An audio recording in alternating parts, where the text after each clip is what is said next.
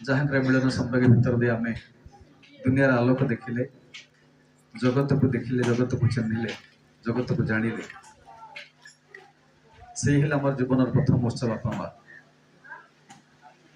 और प्रति शास्त्रधा रहा, प्रति श्रद्धा रखा, भक्ति रखा, ये आम जीवन चरम साधना। एक आम शिखिलु श्री श्री ठाकुर जीवन दर्शन प्रिय परम परम प्रेममय श्री श्री ठाकुर सर्वव्यापी जीवन भितर दे अनंत अखंड जीवन भितर दे गोटे वार्ता से अमृतर वार्ता आम समस्त को देकर गले पिताठी श्रद्धा माठी टाण से ही पिला भी सामने प्राण तुम से सम्मुखें कहीदे गले जे मु जहाँ जहाँ करी मो मार खुशी पे मुझे करुँच ठाकुर जीवन दर्शन अखंड जीवन दर्शन भितर सारा कथा आम से पहुँचा आम जीवन समस्त साधना खुशी करवा तृप्त करवा बापा को माँ ठाकुर से कही बापा माँ हेले गृह देवता अनेक समय आम आलोचना करती ठाकुर श्रीमुखर कथा हूँ बापा माँ हूँ गृह देवता तब से गृह देवता प्रति आम सश्रद्ध रहा अनुराग संपन्न रहा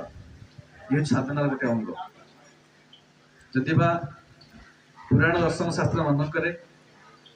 पिता माता बहुत गुण वर्णना कराई महिमा कीर्तन कराई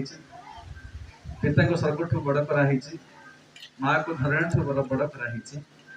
ये केवल से थ्योरी भीतर रही किंतु आज वास्तव जगत में आम समस्त देखिले सत्संग बस सारापर ठाकुर जीवन दर्शन से आम समस्त को शिखा हुए और सारा विश्व ब्रह्मांड को एमती अनंत काल थी अमृत कथा जीवंत हो पितृगोष्ठी पूर्ण प्रवणता पितृगोष्ठी गौरव पितृगोष्ठी महिमा पितृगोष्ठी समस्त गुणराजी आम भर संचारित हो चलुची तो से पितृगोष्ठी गौरव बदल जो धीरे धीरे मनीष पाखे अपसरी जाए से पंगु हो जाए ठाकुर से मेरुदंड विहीन प्राणी हो जाए से पितृगोष्ठी पूर्ण प्रवणता पितृगोष्ठी ऐतिह्य पितृगोष्ठी महिमा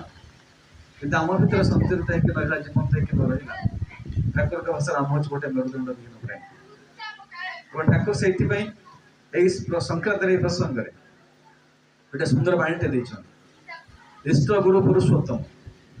प्रत्येक गुरु वंशधर रेत शरीर सुप्त थाके जीवंत से निरंतर कालजयी हूँ बाणी ठाकुर।